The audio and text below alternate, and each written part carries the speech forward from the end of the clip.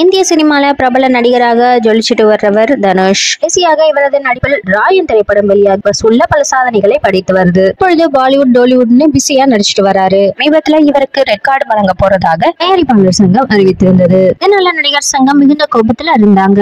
தனுஷ் ஒரு சில தயாரிப்பாளர்கள் கிட்ட அட்வான்ஸ் வாங்கிட்டு காட்சி கொடுக்காததுனால இந்த தடை கொடுக்கப்பட்டதாக தயாரிப்பாளர் சங்கம் அறிவித்திருந்தது.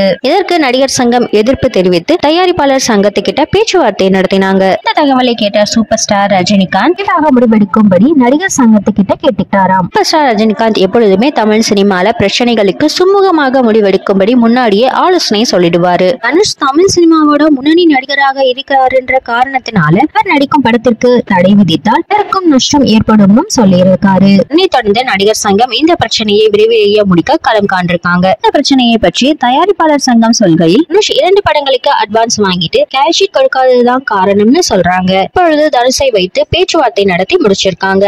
ஒரு படத்துக்கு அட்வான்ஸ் திருப்பி கொடுக்க போறதாகவும் ஒரு படம் நடித்து முடிச்சிடலாம்னு சொல்லியிருக்காரு. இந்த மாதிரி இந்த பிரச்சனையை ஒரு முடிவுக்கு கொண்டு வந்திருக்காங்க. தற்பொழுது தனுஷோட ரெட் கார்டு நீக்கப்பட்டிருக்கு.